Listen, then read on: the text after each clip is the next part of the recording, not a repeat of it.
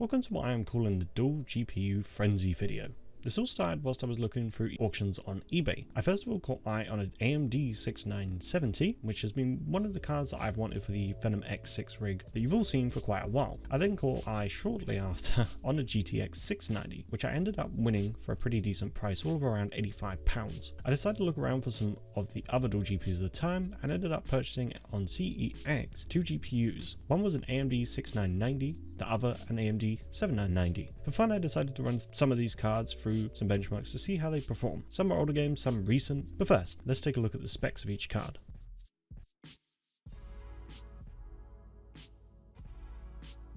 The AMD Radeon HD6990 is utilizing two Antilles XT GPUs based on the Terascale 3 architecture, supporting DirectX 11 and was released in March of 2011.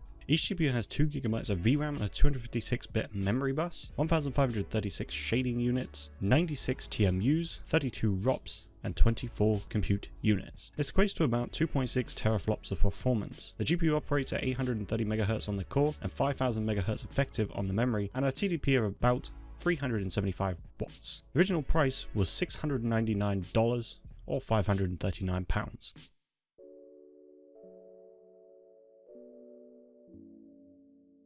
The AMD Radeon HD7990 is utilizing two Malta XT GPUs based on the GCN 1.0 architecture, supporting DirectX 12 and was released in April of 2013. Each GPU has 3GB of VRAM on a 384-bit memory bus, 2048 shading units, 128 TMUs, 32 ROPs, and 32 compute units. This equates to about 4.1 teraflops of performance. The GPU operates at 950 MHz base with a boost to 1000 MHz and a 6000 MHz effective memory clock, and has a TDP of around 375 watts. The original launch price was $999, or about £860.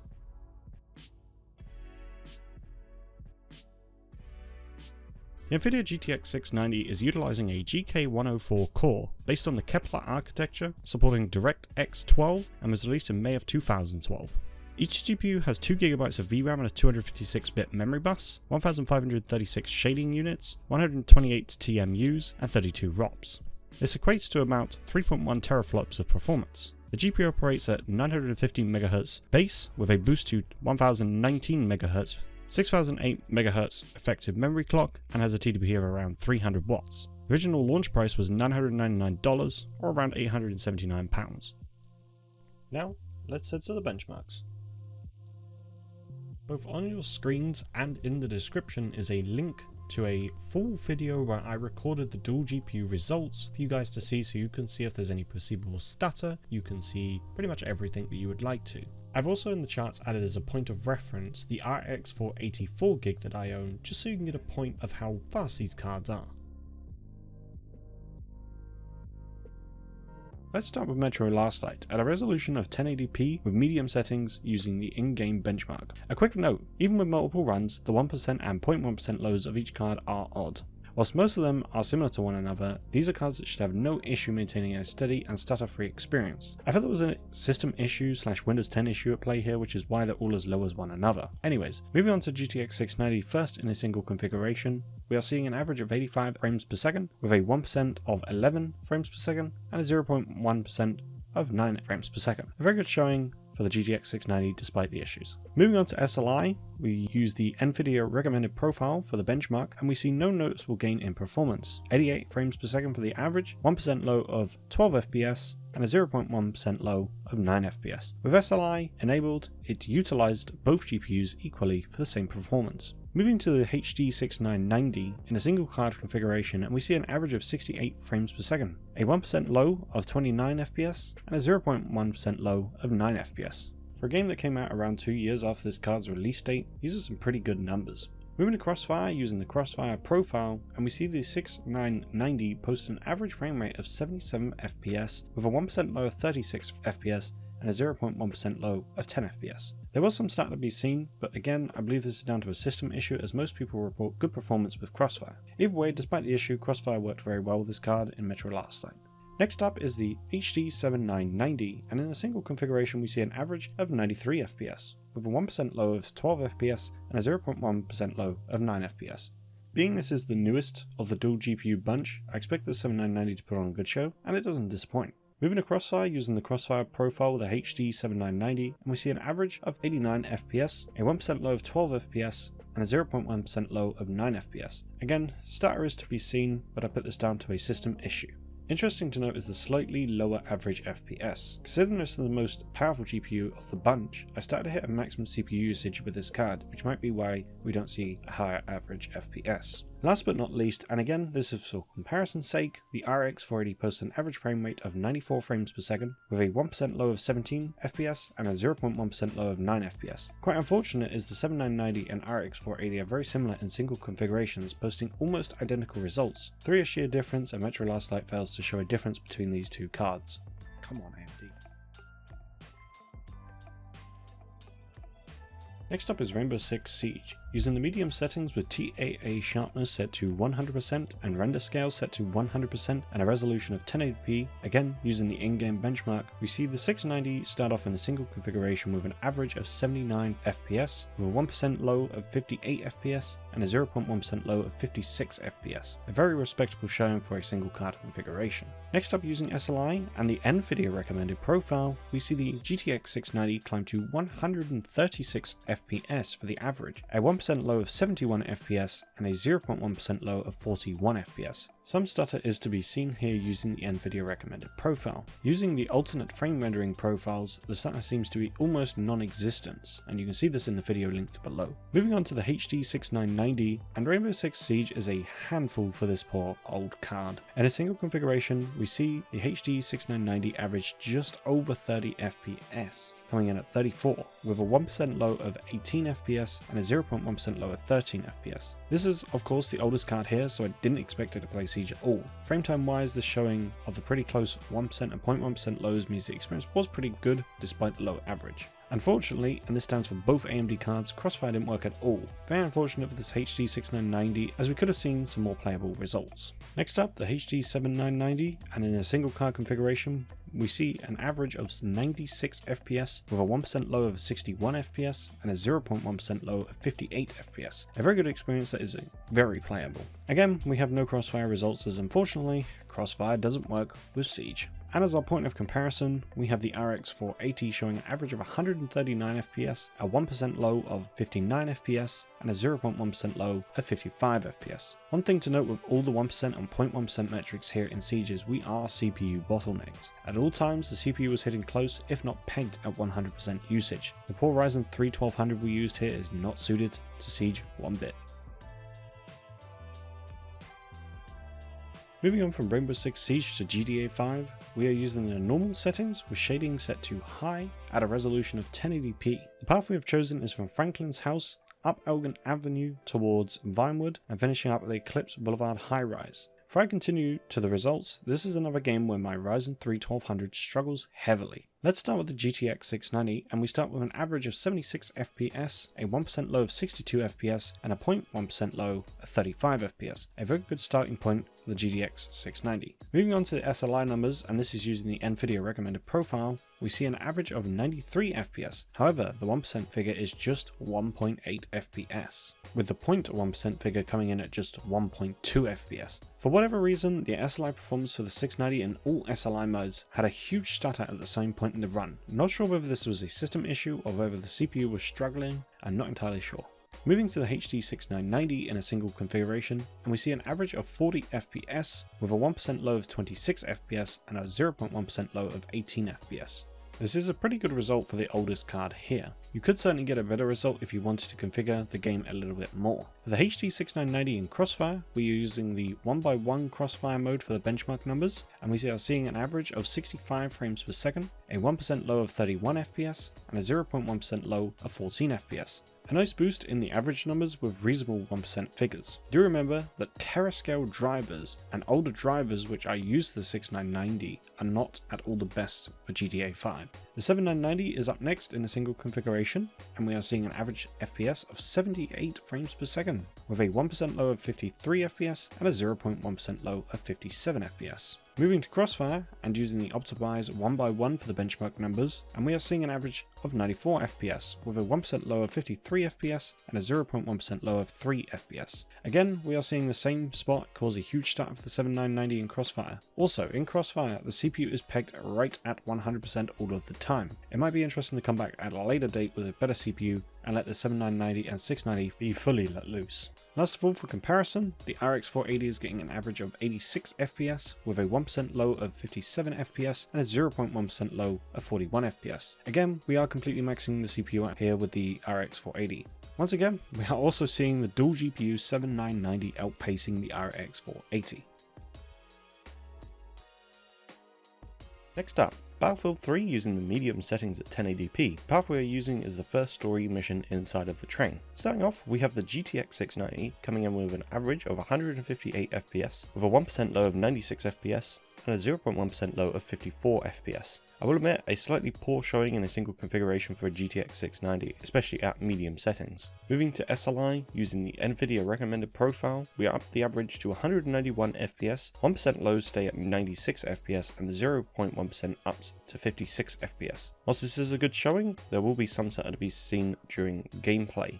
Still, a good boost to the average in SLI. The HD6990 shows up with an average of 88 FPS, with a 1% low of 45 FPS and a 0.1% low of 36 FPS. The experience here is playable and should be almost stutter free. Moving to Crossfire using the Crossfire profile, and we see the average up to a respectable 159 FPS with a 1% low of 63 FPS and a 0.1% low of 41 FPS. This puts the 6990 right in line with a single GPU GTX 690, so basically a 680. The experience here should be relatively good with some possible stutter.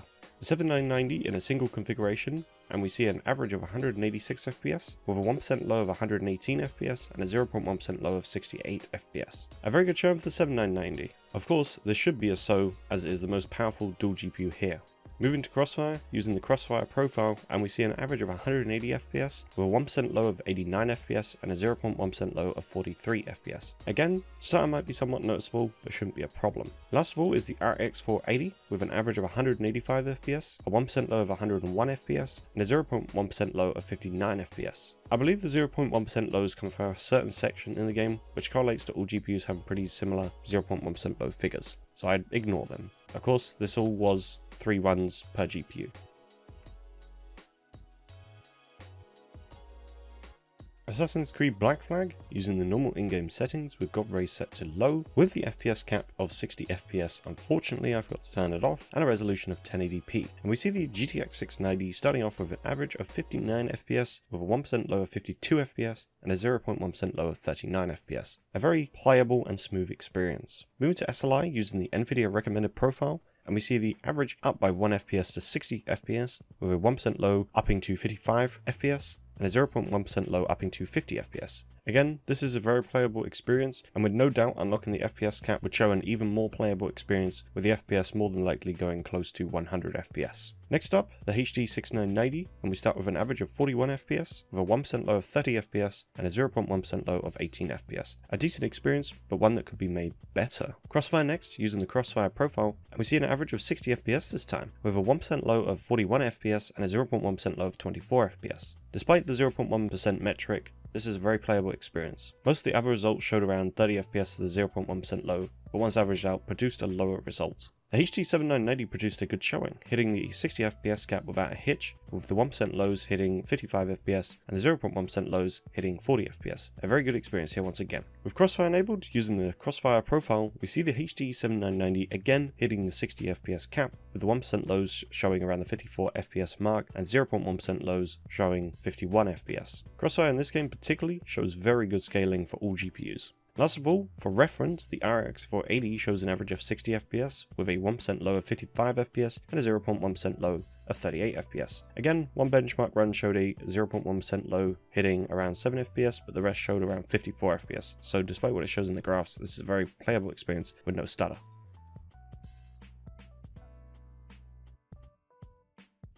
Second to last game we have here is Assassin's Creed Unity, running at the medium settings at a resolution of 1080p, and we see the GTX 690 starting off with an average of 47 FPS, with a 1% low of 37 FPS and a 0.1% low of 28 FPS. A playable experience with no stutter to be seen here.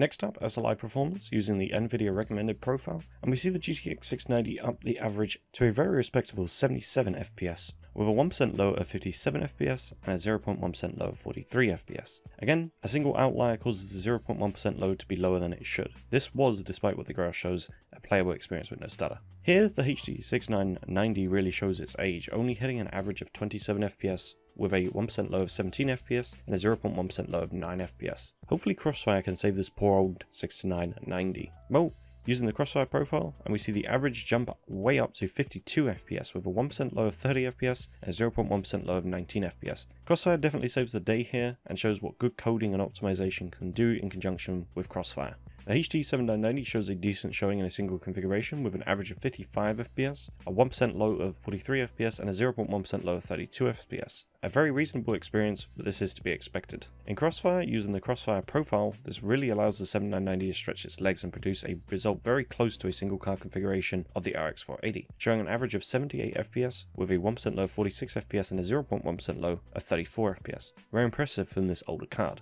And last, the RX 480 shows the best result with an average of 80 FPS, a 1% low of 61 FPS, and a 0.1% low of 45 FPS. Crossfire and SLI in both Assassin's Creed games tested here today show excellent scaling with minimal stuttering. I hope this has stayed the same with the most recent iterations of the game. Last of all, we have PUBG. Tested out medium settings at a resolution of 1080p. Despite some of the reasonable showings here today, single configurations worked fine. SLI and Crossfire both exhibited strange issues, both on the main menu screen, where it would constantly flash on any of the cards, or even not launch, and buggy UI elements to go along with that. If you plan to play PUBG, buy a faster single card. Anyways, the GTX 690 in single configuration shows an average FPS of 58, with a 1% low of 37 FPS and a 0.1% low of 17 FPS. The 2GB of VRAM in this card definitely hurts the 0.1% low figures. Turning down the settings might yield a better showing. SLI next, using Force Alternate Frame Render 2, as all other modes cause the game to crash on startup. We see an average of 83 FPS with a 1% low of 12 FPS and a 0.1% low of 3 FPS. Certainly not a great experience for an FPS game. The HD6990 is up next, and despite the age of this card and out-of-date drivers, we see a reasonable enough showing with an average of 33 FPS, a 1% low of 18 FPS, and a 0.1% low of 13 FPS. Although a lower than desirable FPS for this kind of game, it played quite well all things considered. I suspect if you lowered the settings, you would see a good enough FPS to enjoy this game with this card. However, using Crossfire with 1x1 selected, and it goes from good to worse. The average drops to 24 FPS. 1% drops from 4 FPS and 0.1% drops to 2 FPS. This might have been a driver issue or the fact that PUBG is not optimized for Crossfire, but unfortunately we don't see any gains here. 7990 up next in a single configuration, and we see an average of 58 FPS, a 1% low of 35 FPS and a 0.1% low of 14 FPS. Somewhat playable, but I would have expected better considering we have an extra gigabyte of VRAM to play with here. Crossfire next, using default mode, as all other modes cause the menu to be pretty much unusable, we see the average up to 76 FPS, with a 1% low of 32 FPS and a 0.1% low of 13 FPS. Whilst this is a better experience, it is one that is no better than a single configuration for the 1% and 0.1% figures. Still, despite a game that doesn't scale with dual GPU cards, this does seem to work better than SLI. Last of all, the RX 480 of course shows a very reasonable and playable experience with an average of 87 FPS, a 1% low of 48 FPS, and a 0.1% low of 15 FPS. So conclusion time. Let's start with talking about the HD6990. This was of course the oldest card here, and I didn't expect it to do quite as good as the other cards. I have to admit that I was quite surprised by some of the performance that this card was able to put out. In a single card configuration, which this card represents a 6970, it was of course slower than all single configurations here. But placing the card in Crossfire, we see it able to get up and boogie with the GTX 690 and HD7990 in single configurations in some games. With some better drivers, we might see some better results with some of the games here. But with a small sample tested, I'm very happy with the performance of this card. Of course, the HD7990 outpaces the GTX 690 in most games both in single and Crossfire, as it does have the best performing single GPU here. With Crossfire, it definitely makes for a more playable experience for games that support Crossfire, and it seems to do it without much micro stuttering to be seen. For the games that don't support Crossfire, you can still get away with a single card and be happy with the performance. It does however put out the most heat, especially compared to its closest dual GPU competitor, the GTX 690. The GTX 690 does have one ace up its sleeve. Although it is slightly slower than the 7990, the Kepler architecture was very efficient upon its release, especially coming from the GTX 5 and 400 series, meaning that in a single configuration we saw less heat being produced, and once it's SLI, it added up. I must say that Nvidia's SLI profiles don't work as nicely with some games compared to what AMD offers with Crossfire.